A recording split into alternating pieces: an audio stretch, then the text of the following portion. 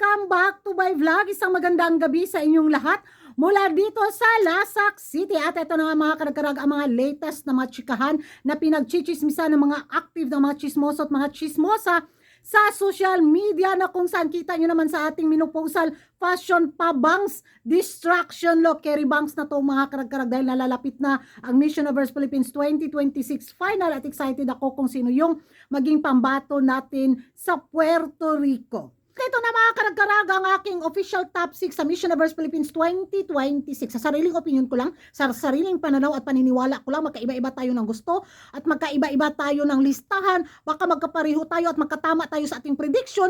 Di nakagawa tayo ng tama sa ating assignment, sa ating pagkachismosa. At ito na sa aking top 6, sa last spot nilagay ko talaga si Nicole.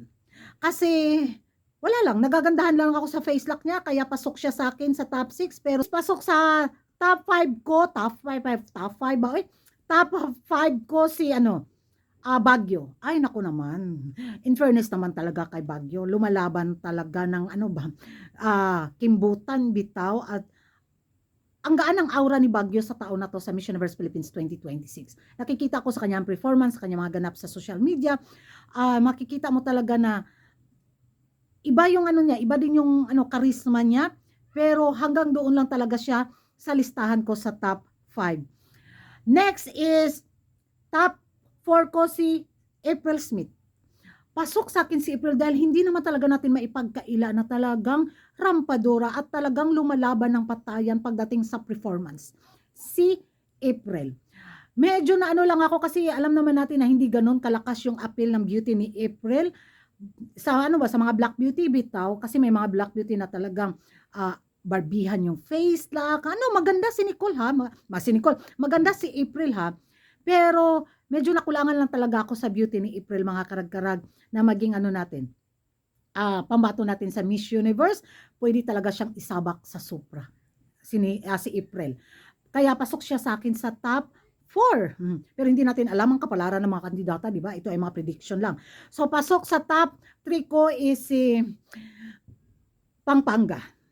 So ilalagay ko si Pampanga sa top 3 kasi medyo natatabunan si Pampanga pagdating sa mga performance mga karag-karag, pero pagdating naman sa aurahan, lumalaban talaga at may winning glow din si Pampanga.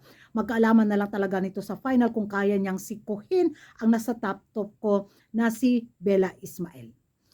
Hindi rin natin maitatago kung bakit nilagay ko si Bella Ismael sa top 2. Kung pagdating sa beauty, mas angat talaga si Pampanga. Pagdating sa height, mas angat din si Pampanga mga karag-karag. Pero pagdating sa performance, nanlalamon din naman ang performance ni Taguig. Kaya nilagay ko si Taguig sa top 2 ko. So magkaanuhan na lang nito sa final kung sino yung kandidatang may malakas na winning glow sa final. Baka sisikuhin ni Taguig yung top 1 ko, di ba? Na walang iba kundi si BMW. So alam naman natin na sila Union talaga is unstoppable. 'Di ba? Since day 1 talagang nagpakitang gilas, hanggang ngayon parang hindi natin siya nakikitaan ng kapaguran. Basag yung buko. Sa kanyang performance at makikita natin yung pinaghandaan talaga niya, yung walang tapon, yung mga pa-eksena niya, yung mga preparation niya, yung mga pa-outfitan niya. Ang galing ng team ng La Union sa taon na to at ang galing din ni La Union. Full package kaayo si Bea.